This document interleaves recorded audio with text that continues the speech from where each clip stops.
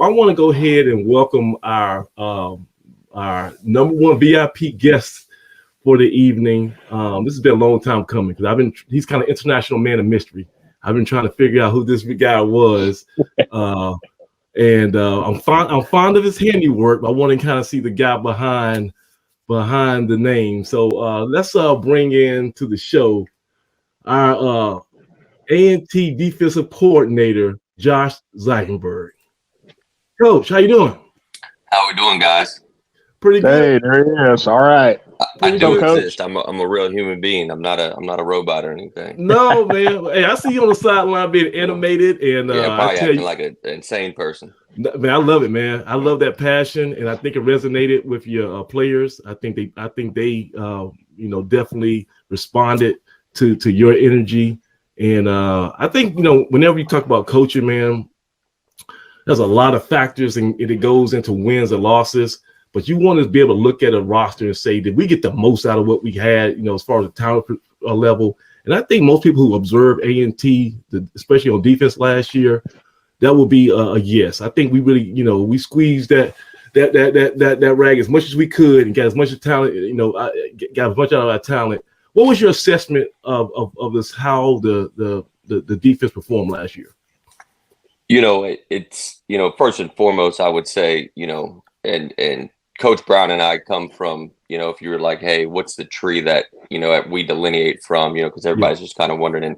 And we come and stem from, the same and similar one, which, if you really want to, trace it all the way back, it's the Parcells, it's the Belichick and Saban. It's all the way kind of down that, this cliche saying that I'm about to say, obviously, it's been heard before, but, at the end of the day, you are what your record says you are. Yes, I don't run from it. I told the defensive guys we're not going to hide from it. We've got to own it and we've got to accept it, and we've got to make a decision whether we're going to, make sure that doesn't happen again, or, are we just going to let it just permeate and fester? To me, that's the number one job and aspect of this off season that we've got to make sure, does not happen again. And so, I would say, I am by no means happy and okay with how we finished off, because at the end of the day, defense, offense, special teams, we're here to win ball games. The players deserve to win. The fan base deserves to win. The university deserves to win. And there's a history of winning. And that's what we're here to do. And to be honest with you, if we don't, we're not going to be here long, and we shouldn't be. Right. And you got to understand that that's just the nature of the business, and this is what we signed up for. And you want a fan base that's passionate. You want a fan base that has high expectations. Because at the end of the day, it makes it even better when the results start to play out. And if you'd asked me before the season if I thought we'd be 1-10, I'd have told you you're crazy. Right. And that's outside of anything that maybe, potentially thought, hey, yeah, it'd be nice if we had a little bit more at this position or this position. At the end of the day, to me, what's great about the coaching profession is our job is to put players in position to be as successful as possible. Stop telling me about what you don't have. Tell me about what you do. It's easy to talk about the negatives. Oh, you know what? We just need better players. Well, then why do you need coaches if you just have the best players? You know what I mean? That's the job. That's the art. That's the fun thing to me about it, is finding a way to put what you do have and the players that you do have in positions to be successful. And so, a long soapbox kind of response to kind of your first question to say, all in all, to me, the best thing about defensively that I'm most encouraged about, and really it's a testament to the players, it's nothing to do with myself or the coaches, in my opinion, is we got a bunch of guys who, from opening kickoff to the final whistle blows, on the defensive side of ball, compete and fight. And to me, the best example you could ever look at, if you wanted to just take a microcosm picture of this last season, was Campbell game. It's 28-0 before halftime, 4 minutes left. And you're looking at a team that's 1-9, and there's really nothing to play for if you really want to look at it. And from the defensive side of things, we get a good stop going into halftime, and then out of halftime, make some adjustments, and they don't score another point.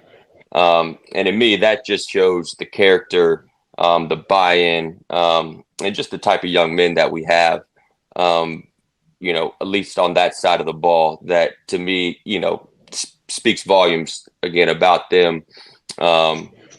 And to me, that is a foundation and something that you can build off of and be really excited about. Because if nothing else, my hope and my goal is to make sure that, everybody who's watching knows, listen, this, whether it turns out the way we want to, you're going to get everything you got from this defense, from the defensive side of the ball when you watch A&T football. And you know what, Coach, I think when you talk about like that Campbell game, there's other parts of the season too where I point and say, you know what, these guys are fighting. Like, they might not have all the bullets in the gun that they need, but these guys are fighting. I look at the Elon game and how the third down, how we were on third down. We had great, our efficiency on third down on defense was great. You look at the final statistics, we were, I believe, number 2 in the conference in red zone defense. Yeah, right? We're actually in the top 25 in the country. And so, that means these guys, when their backs were against the wall, they bowled up and they just didn't let the team just walk into the end zone. They had some fight. So, and I'm passing on to my other guys here, Craig and Doug. But Coach, at this point, right, this is February the 8th, 2024. How much better do you feel about your roster, your defense now today than you did at the end of that Campbell game? I feel I'm very encouraged, and I'll tell you this, and I think the more and more as time goes, and I have the pleasure of getting to be around and knowing you all and the rest of the fan base. I try to be a very positive, optimistic, guy, and to be honest with you, it wasn't a natural, thing for me just personally growing up, but it was one of those deals where you just kind of start to learn to just try to say, hey, listen, you're going to at least be better off. You're going to have a better mindset. You're going to project a better aura with the people around you, with that type of just, outpouring and thought process. And so, I was encouraged last year. And I'm, even more so encouraged this year, having been, and you can obviously look at my resume. I've obviously been a lot of places at this point in my career and had the good fortune of coming in, as a brand new staff with a complete rebuild, walking into a situation where, you've already got a good foundation, this, that, and the other. And so year 2 is always, not more exciting, but it's a probably a little bit more encouraging year when you're able to keep as many pieces as possible. And now again, it's definitely different with the transfer portal and all those things, because before that existed, you could definitely count on, exactly who's coming back and exactly what you're building upon. Now there's obviously a little bit of mystery to it, because who knows who's going to potentially call and all that stuff. But in essence, you feel like, okay, we're only going to improve unless you're just a super heavily senior laden team, which most of the time you don't walk into that. But just from the aspect of now it's not everything's the first time with a complete new system, with a complete new philosophy. So just that aspect alone, when you're thinking going into off season, going into spring ball, it's not learning from square one. It's building upon, and now you've got a full year of film to coach off of, teach off of.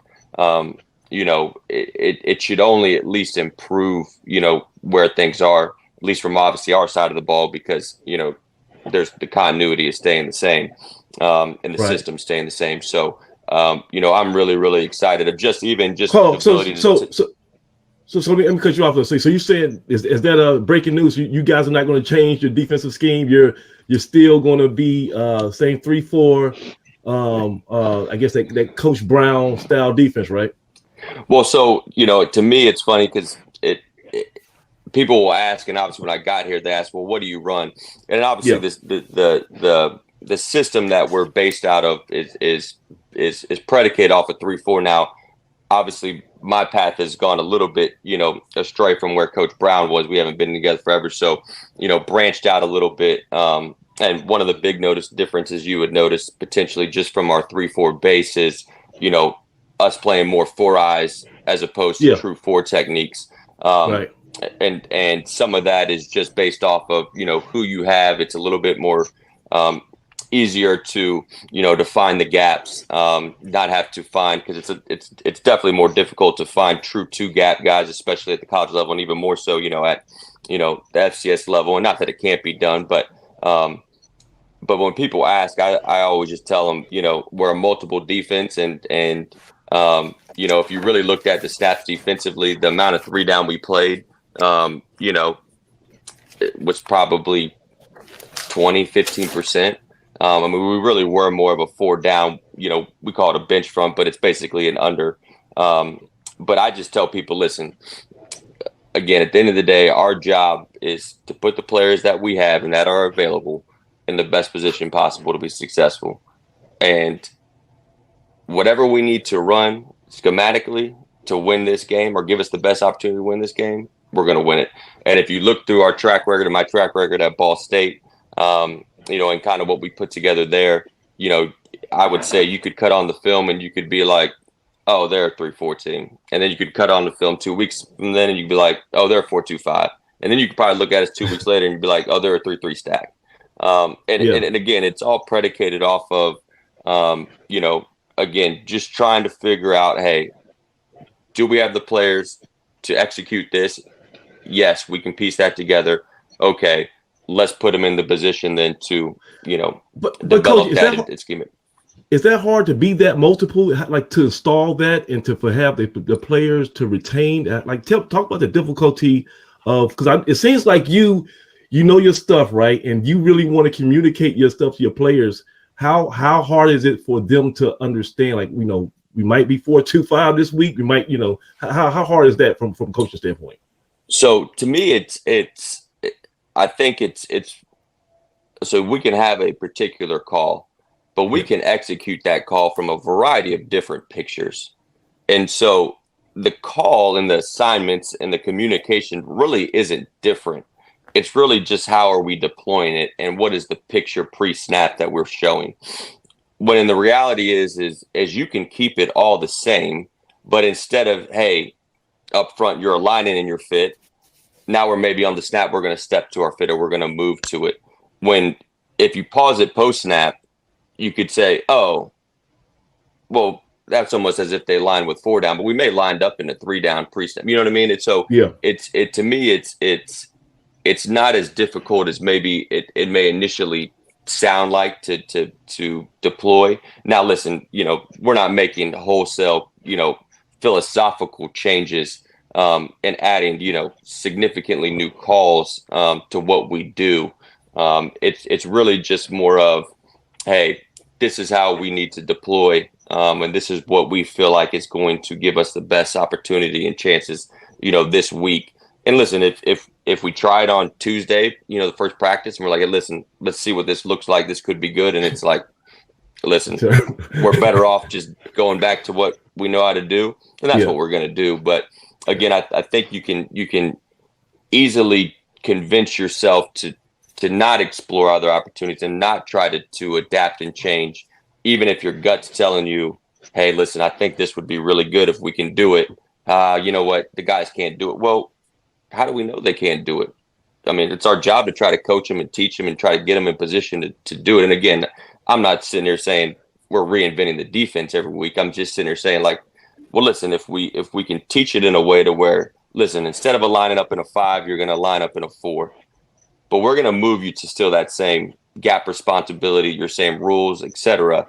But by aligning this way, we're now going to be in better position because it's going to eliminate the ability for them to, double down and then come and climb up to the linebacker. We really need to get the linebacker over the top and be able to be free.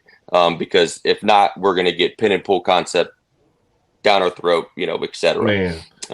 So go ahead. Coach, this is, I mean, cut you off. This is beautiful because, like, I gotta see. I'm like a loud.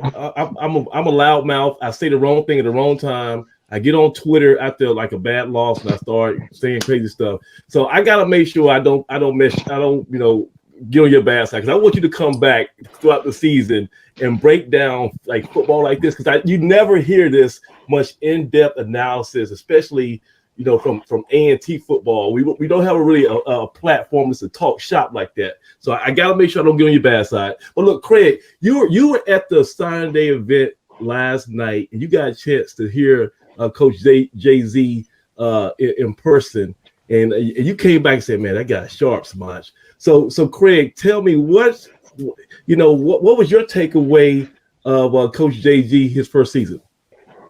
Don't be spreading lies. Well, I thought he did a great job.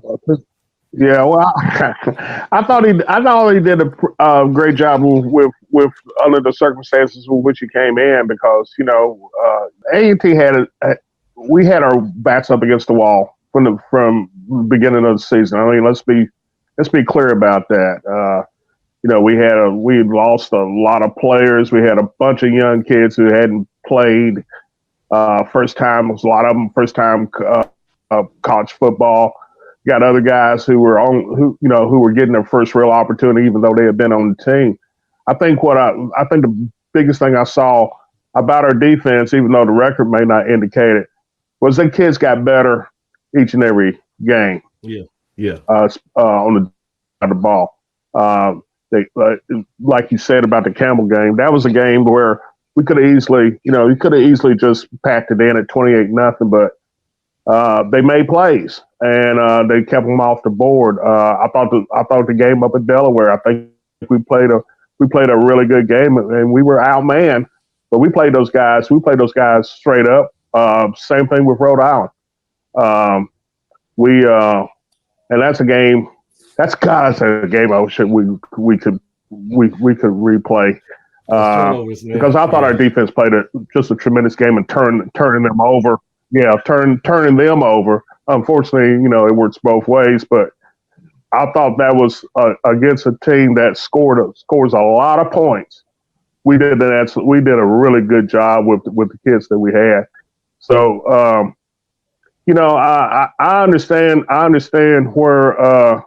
I understand what the challenge was last year. So my thing is how well does he feel last year benefited all those young kids that you played on defense, especially kids like, Kate Malador and Josh Isaiah, Chris Allen, those guys, Chris Abraham.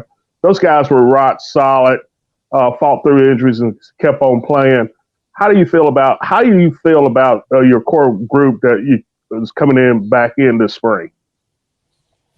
And, I'm really excited, to be honest with you, and that's one of the areas to me, it's obviously a growing pain and it's a little bit tough sometimes maybe going through it. But the reality is, as you kind of just alluded to, I mean, you can look at our front seven a lot of times throughout the season and, 5 of the 7, potentially were true freshmen or redshirt freshmen.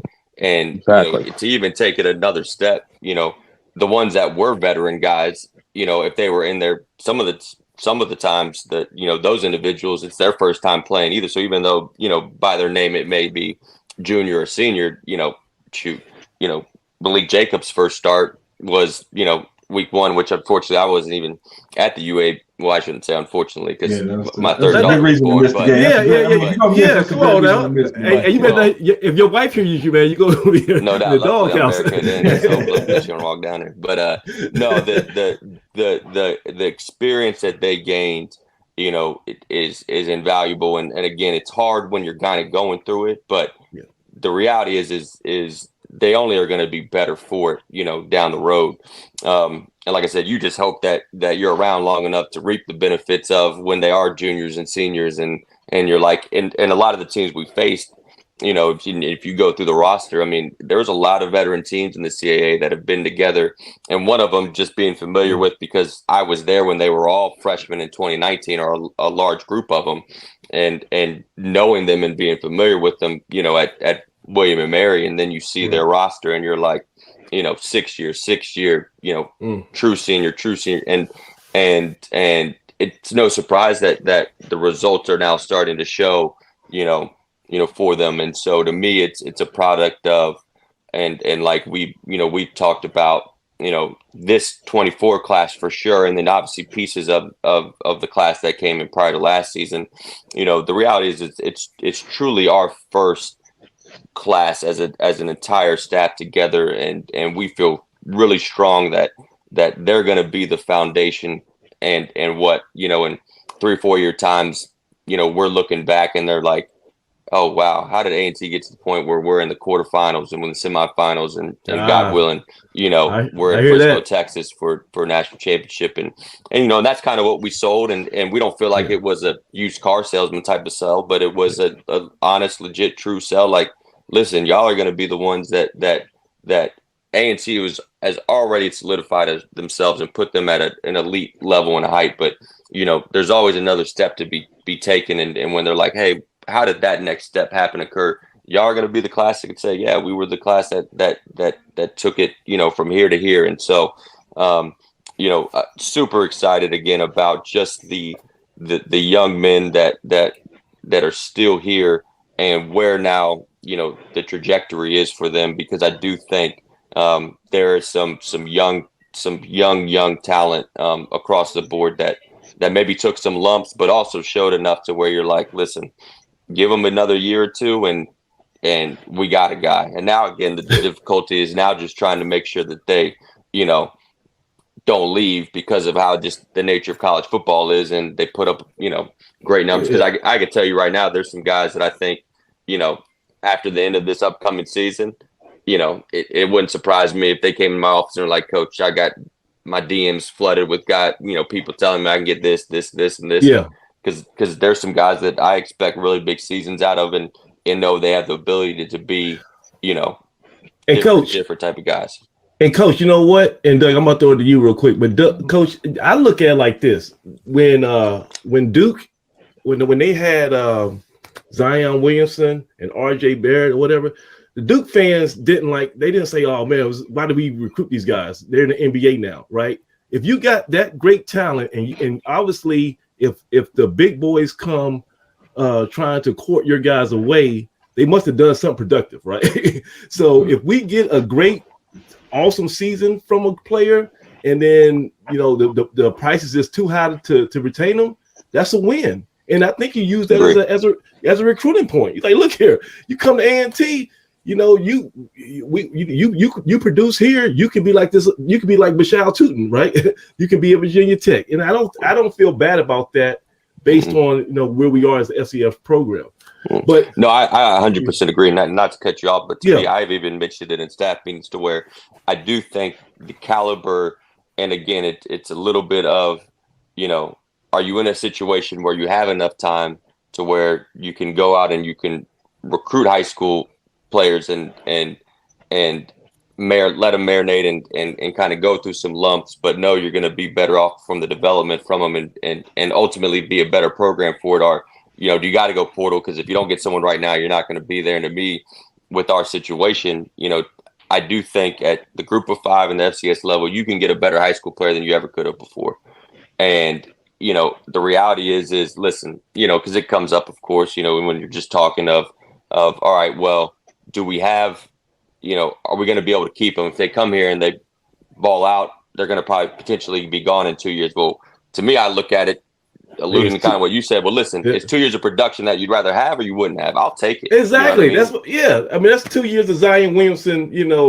I would take that over not having them. So if he balls out, he balls out. Right. And then to me, I'm like, listen, you could get mad and you can get frustrated and be upset about the portal thing and all that. But at the end of the day, if you're in this profession for to me, at least what I believe is the true essence and what makes it so great, which is to help better and develop young men, not just on the football field, but off of it as well. Then listen, if there's an opportunity for them that's ultimately better for them and what they feel like is going to make them happy, then you should let them flourish, support them, and help them however you can.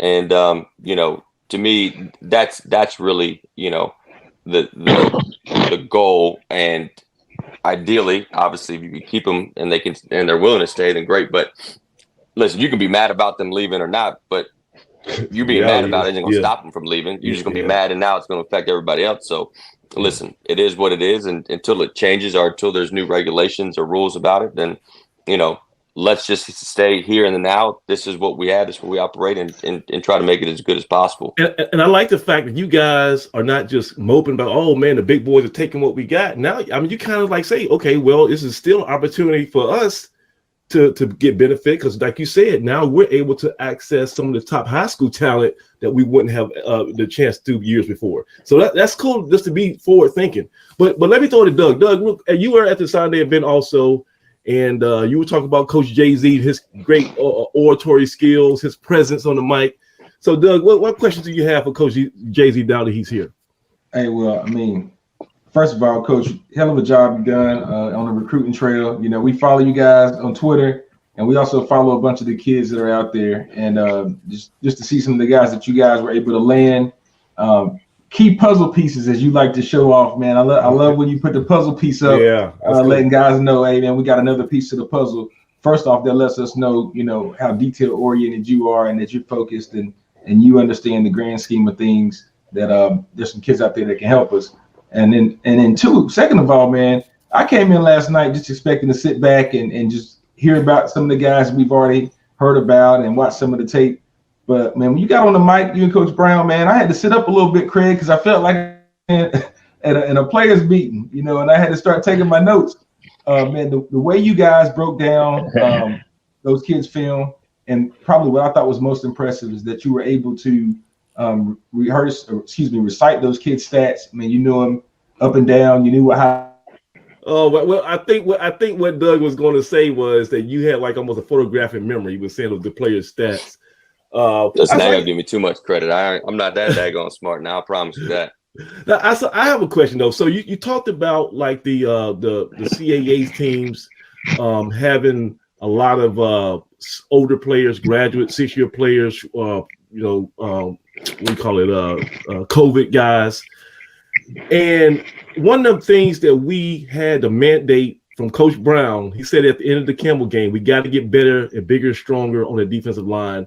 We signed a bunch of freshmen interior tackles this year. What's the expectation? Are you prepared to thrust those guys to the wolves and say, can you line up against a 24-year-old? Or how are you going to bring those guys along, and what's the plan for those guys? Yeah, so it kind of came down to, and listen, I'm not going to sit there and tell you there weren't portal guys, interior wise that we also weren't, trying to get. And again, it just kind of goes into, okay, listen, as you start to rank and order guys, all right, this would be our first round, this would be our second round. Okay, at what point do you get to where, all right, is this portal guy going to be a better option than this high school guy?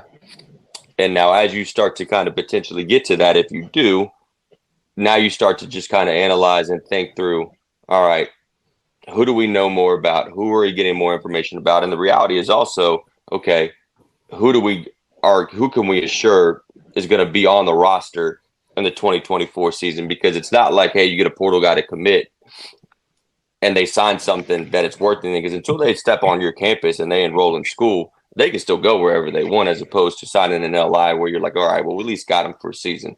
So say that again now. So you can get somebody in the portal and that's still not binding? Correct. So they don't sign like an NLI like a high school kid does. So a portal guy, signs, and we send them, their grant and aid and all of that, but technically until they enroll in class and get here, in the summertime now, that's why the push for the mid-year gets crazy, because it's a little bit shorter window. But until they get here and actually like set foot and actually do something, and there's like 3 or 4 criteria, they're technically not bound to you like a kid, like the high school kids who signed yesterday or in December. When they sign that NLI, they're yours. You know what I mean? So that's an aspect of it that makes it a little bit unique, because again, I've been places, since the portal's come into play where you commit and they're in the portal right now. And the reality is you don't know who's going to have someone come up in spring ball, who's going to lose somebody.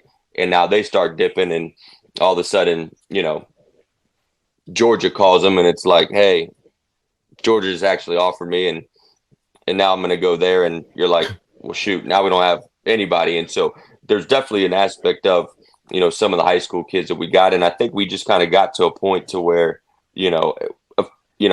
and I'll backtrack real quick. We're not going to put anybody in position to where, listen, if all of the high school, young men, the freshmen that we bring in, they're not ready to play, they're not going to play. Now we feel like that, of the group, they'll get to a point to where, they'll be able to help us.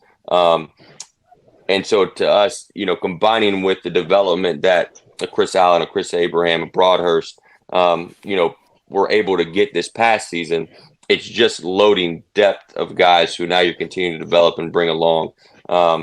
And to me, that's what's exciting about some of the guys. So, and that's not to say as we go through spring, it's hard to say what will happen and what will potentially come available. Like, unfortunately at the end of spring ball, and I had been here 2 months, and was crazy excited because I think he, was going to be a dominant interior, D lineman, not just for us, but in the FCS football. Caleb Jones hits you up and has an opportunity that all of a sudden comes available, and now you're like, oh, shoot, you know what I mean? So you got to just be prepared for those type of things. And to me, is there a point where you can actually like take a sigh of relief? Like, okay, this is the point where I don't have to worry about it for at least the end of the season, or is that just so what is that point? That's the aspect of, at least with the high school kids, with Keon Webb, with Jacob Jenkins, with Chris Kinsey, we know come August training camp and really before that summer session too, they're going to be here and they're going to be on the 2020. Now, as long as they're, uphold, they graduate, they don't stupid, all that type of stuff, but they will be here as a, and we can count on starting to build out depth chart plans, etc., for them. So to me, again, I think it just kind of came down to, at what point are we better off getting who we feel like are really high caliber high school kids that, before the portal came about, would we be able to get some of these kids? And the reality is I think, maybe we could, but there's a large chance that, maybe we wouldn't. So now would you rather take this development and when, the upside is significant to where, you may have a plug and play guy that's maybe going to walk in more ready, but throughout the season and throughout training camp and all that, you may be able to develop and bring this guy along enough to where you're like, listen, that guy would have been more ready day one, but this guy, when he's ready, is going to surpass whatever that guy could have brought to the table.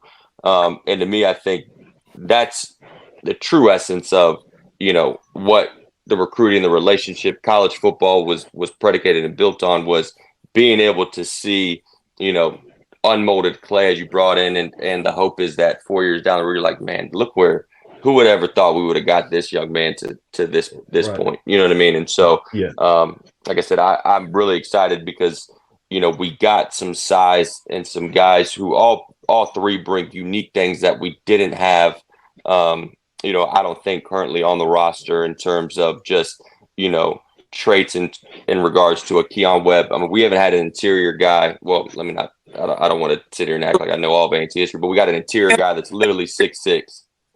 You know what I mean? With the length and the size, walking in, from ground. We've got and Jacob Jenkins, like literally is going to walk in at 320. We're not trying to feed him, and get him to that in hopes of time. You know what I mean? So, and then Chris Kinsey to me, who I'm really excited about as well, is that's already impressive guy. 280, 285 has size, but he has a unique tool of, he's a 386 GPA, high motor, but really high level intelligence, quickness, and explosiveness. Obviously, within the family that, his oldest brother's, a 10 flat 100-meter guy who ran track here at A&T and brought, you know what I mean? And so I doubt he weighed 280 when he was running track here. So, you know what I mean? But there's obviously a DNA and a trait an aspect that he provides to where, you know, you get three guys that I feel like, you know, you're going to be like, man, they've got three interior guys, you know, and hopefully right away we'll be able to provide some stuff. But if not, in a year or two, you're like, man, they're you know what, on wheels. So I'm asking Coach and Doug, just hold tight. Real, I'm gonna give you one more shot, Dougie. But Coach, can you hear, say something, Doug? Are you good? Are you good? I thought I was good. Can you hear me? Yeah, you good. You good. All right. So you have your question ready before you freeze up, Doug. But based on what you said, Coach, huh? I'm in football talk. I'm good. Yeah. All right. So, Coach, do you feel like this is your true story moment right here? If you had to go and play, if you had to go to where we got to go to Richmond this year or Townsend, and you didn't add any more defensive tackles, you didn't get nobody from the portal over the summer or anything like that, do you have enough right now with what we signed and what we have coming back from last year? Hopefully no one hits that transfer portal before September. Do you feel comfortable right now that we got enough to have at least a punter's chance to play some good defense? Okay. Yes. Do. And the best part about it is we've, if nothing else, we've got enough depth of size interior wise to where it's not, and God bless some of the guys that, a DT Glover who we were having to throw in there at 3 technique, and the reality is against Elon, I mean, that's and tough. He strained and he fought, but that's tough, man. He's 240. Yeah. You know what I mean? And it's just it's a hey, these are the bodies that we have available, and you're kind of asking guys to do jobs that aren't really what you intended them to do and what they're built to do. And so, if nothing else, now we've got knock on wood, because you don't want to get decimated by injury, but now instead of 3 guys that are 280 plus, now you at least got 6 guys, 7 guys. You know what I mean? Roll them out, right?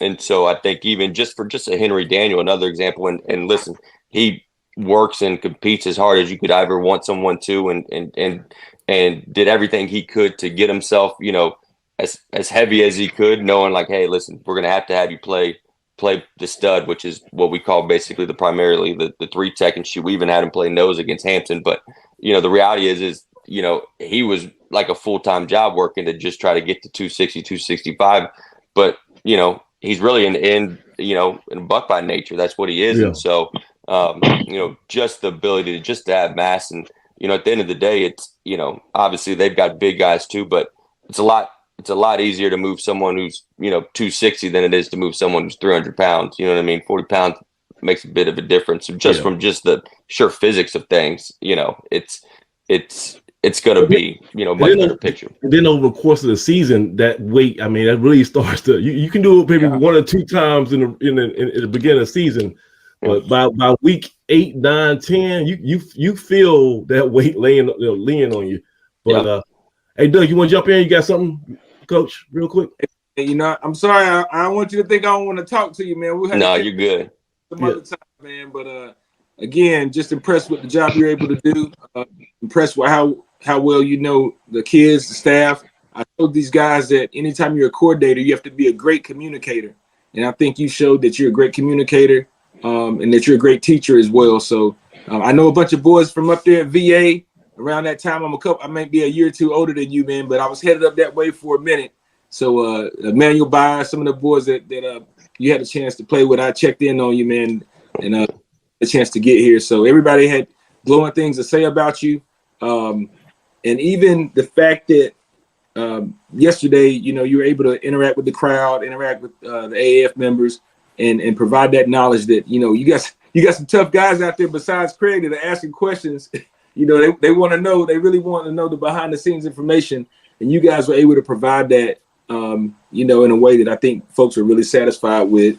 But, you guys did a great job last season. I didn't get a chance to comment on that earlier, but, we were able to see some of those little things, even within the first game. I mean, you didn't give up a passing touchdown in the first game, and you guys were breaking on the balls and in position to make great plays. So, I had some confidence that I was able to build with over the course of the season. And I've been banging on the table telling these guys that we were doing some great things schematically on defense. And so I've been encouraged. He's been saying it. Yeah.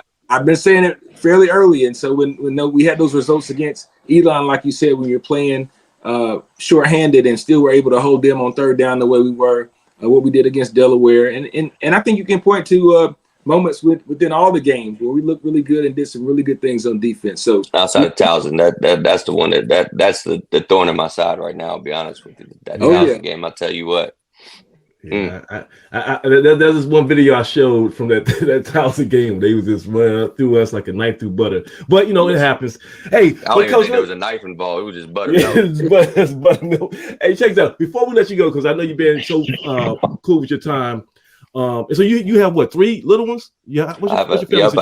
I got a 5-year-old named Dexter. I've got a 2.5-year-old named Crosby and a 5-month-old named Morgan.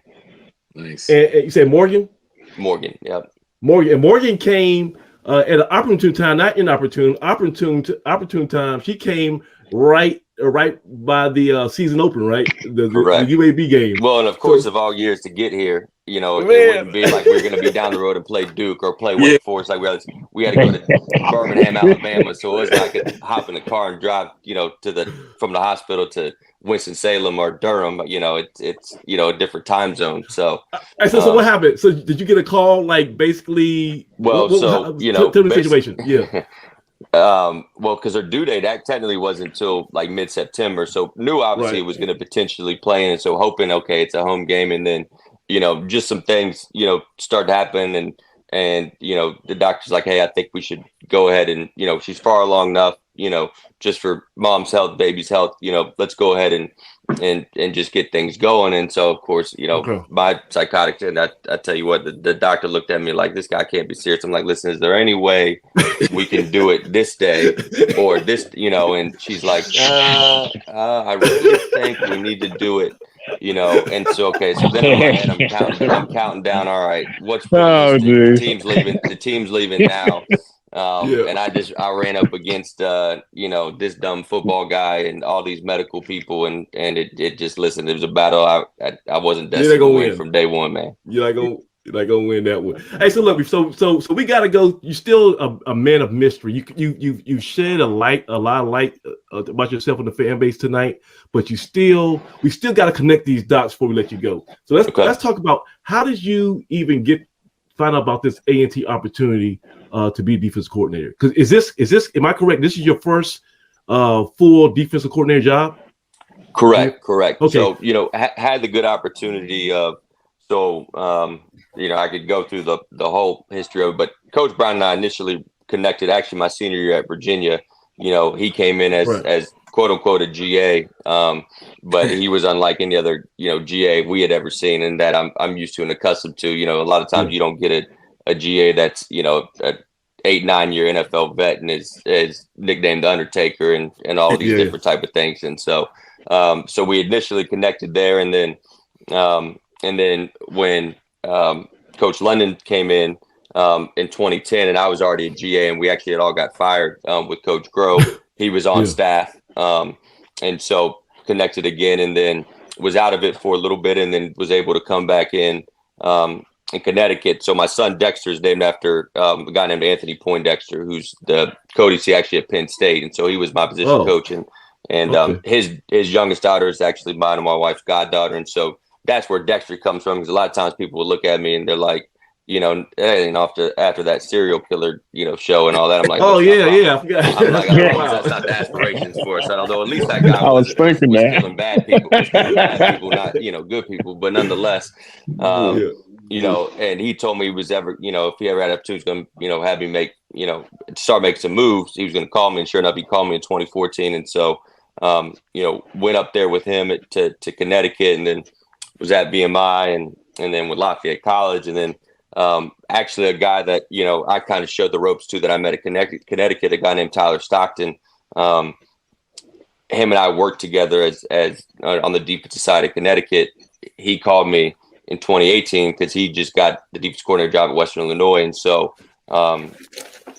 came out there, went out there with him, and we kind of started to build what you're seeing now. And again, it's I say build. Listen, we didn't create this defense from a scratch piece of paper and nothing on it. You know what I mean?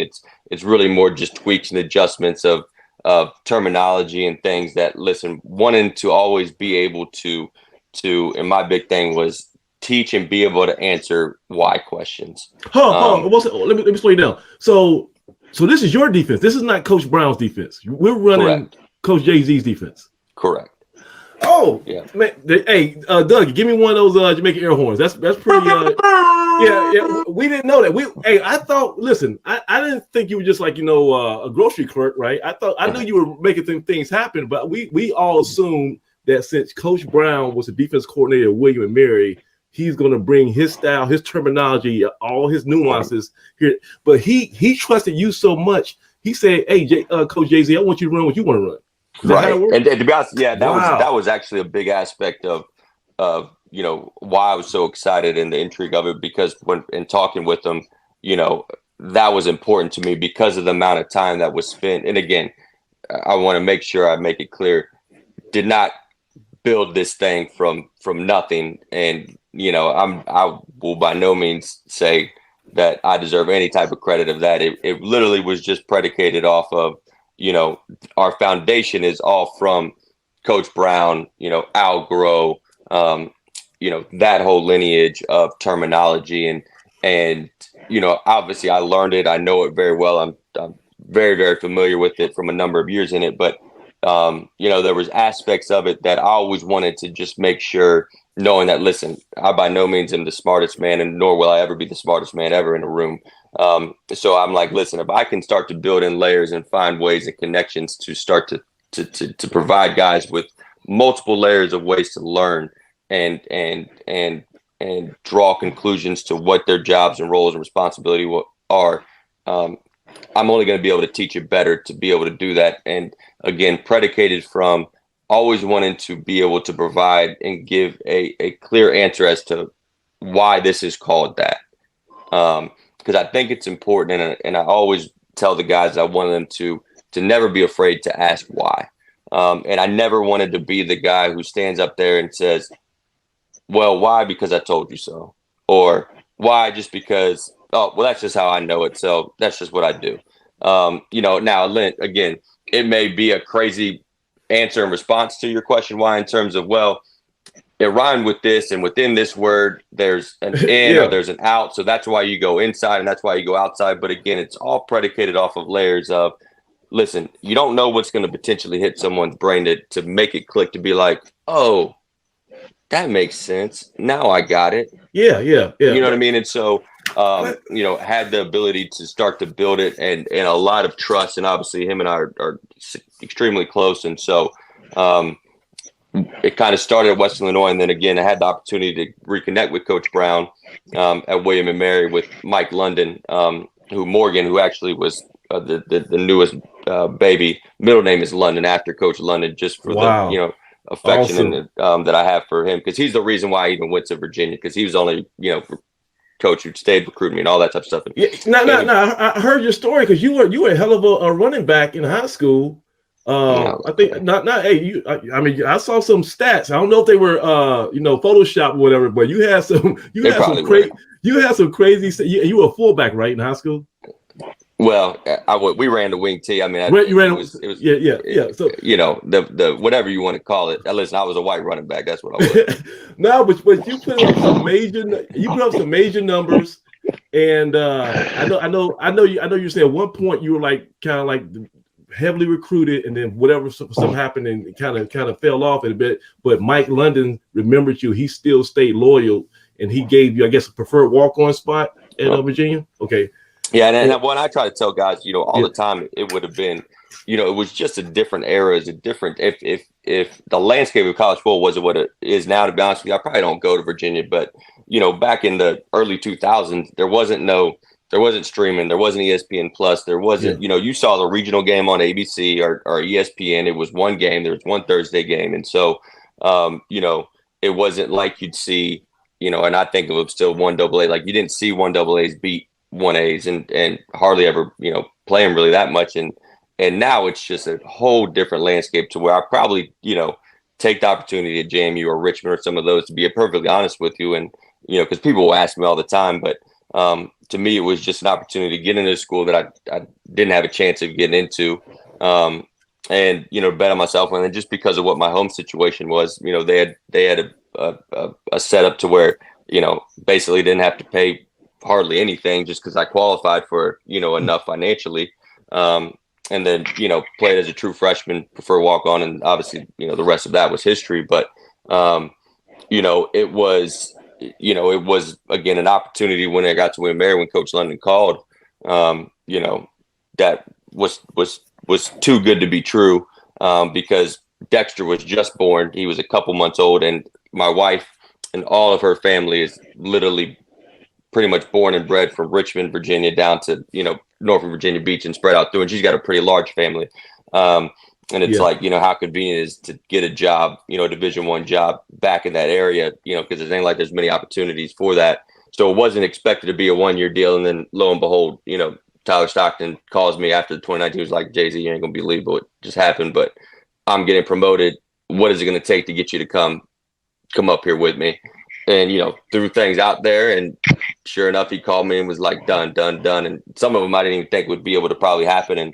And so was fortunate enough, because of just how close him and I are and what our relationship was, is, really hands-on, and just being able to collectively, collaborate and build, a product that, we feel strongly about and good about, and again, was fortunate just to walk into a situation where, year one, we win the MAC championship and win the first bowl game in school history, and then go to back-to-back bowl games. And so we just had, some really good success. And like I said, it was just an opportunity to where, I had been feeling, for some time, listen, I'm ready to, officially be the, run it and call it as, fortunate of the situation that I was in. And like I said, when Coach Brown and I had, talked, and, I think initially he wasn't thinking, or wasn't sure if I would have legit interest. And my affinity for him and just knowing the type of man that he is and the type of program that he will run,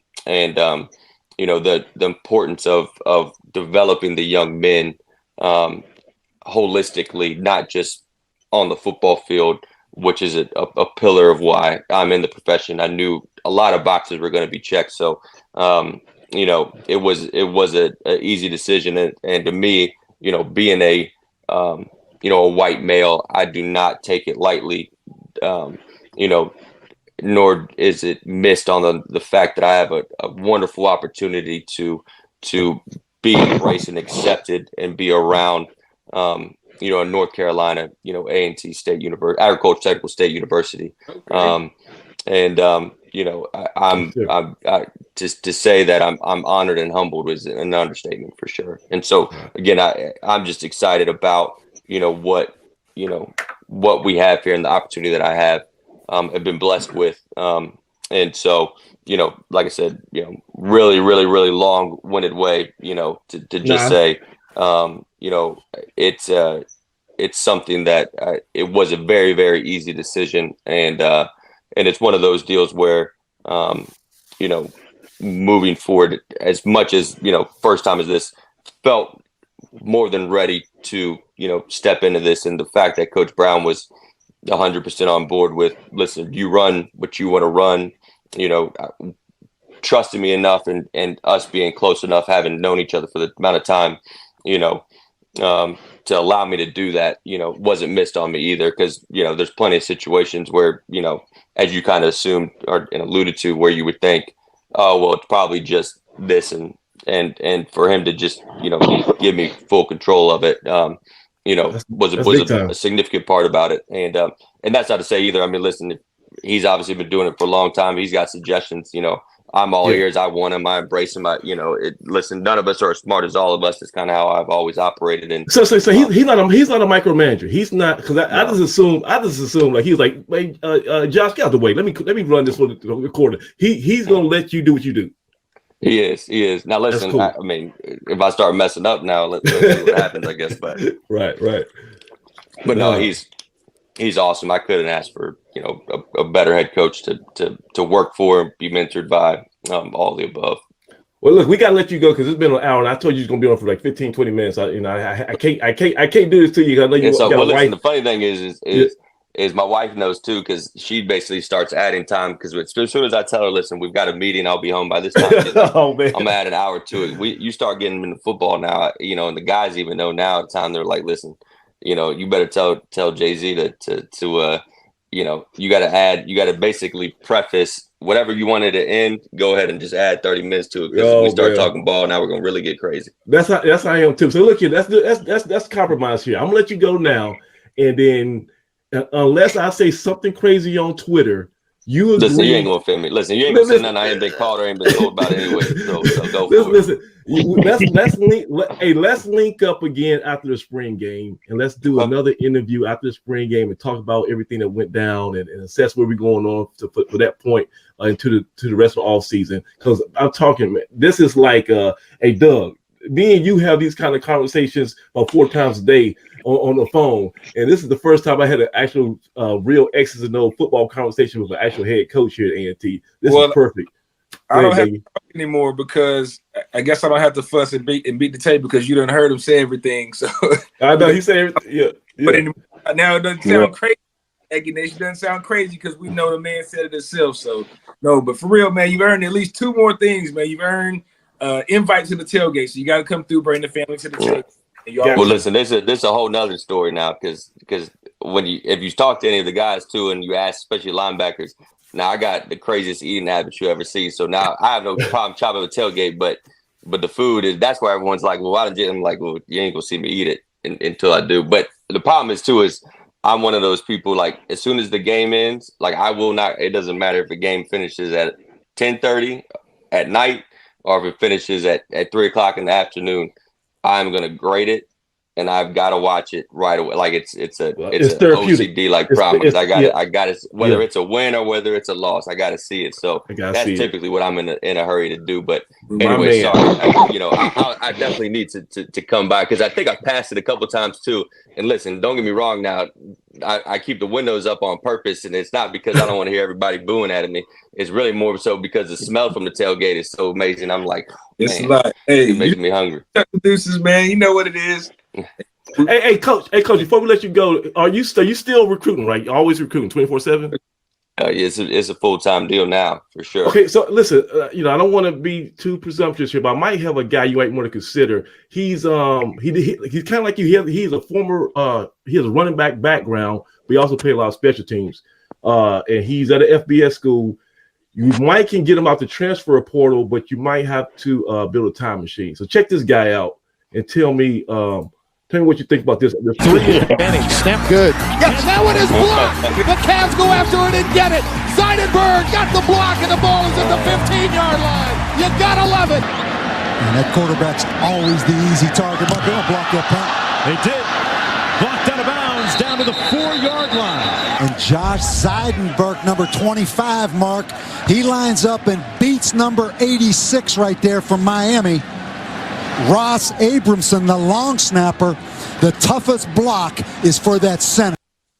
So look, coach, I don't want to tell you what to do, but there's a guy, I know a guy, and he's a special teams ace. You just gotta go. Listen, well, then you got to try to really pull out the archive. One, not big enough, not tall enough, not fast enough, not twitch enough, poor COD, terrible looking hair.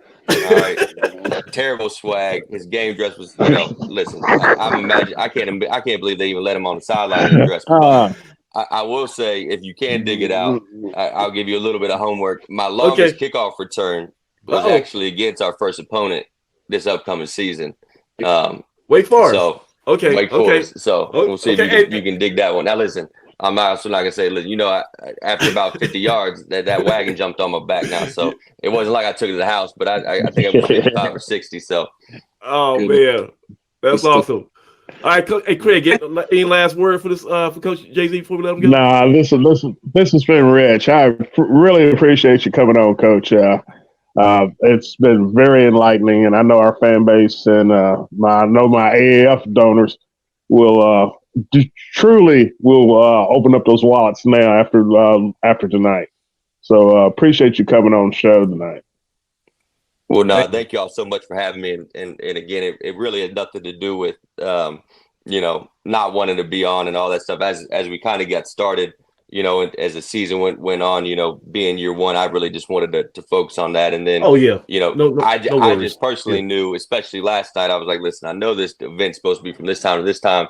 I'm like, listen, there ain't no way we're going to get done. Just knowing myself, you know, I'm going to go longer than be able to be ready by 8 o'clock. And so, but yeah, you know, I just appreciate your support, you know, good, bad, and different. And again, to me, it's, you know, as fans and then also, you know, alumni and supporters, you know, your expectations should be your expectations, and you're entitled to your expectations, and you should want to see a product, and you deserve to see a product that makes you proud. And you know, as much as the scoreboard, you know, this year didn't show, you know, what we want it to be, you know, the expectation and the desire for it to show it, you know, I personally, I don't want that to ever fade, you know, because A&T deserves to have that type of product on the field and deserves the scoreboard to reflect it. You know, and I just appreciate, you know, staying the course, you know, because I know it's not the easiest thing to do all the time, but, you know, don't relent on what you expect and what you want out of us. And you know, it's our job to provide that. And don't feel bad about it. No problem. All right, Coach Jay, go ahead and enjoy the family. And we'll see. Hey, we're gonna see your spring game. At the end, we're gonna have an exclusive interview again with Coach JayZs after the spring game. I'm putting you on the spot right now, and we definitely appreciate your time, man. Thank you so much. All right, appreciate it, fellas.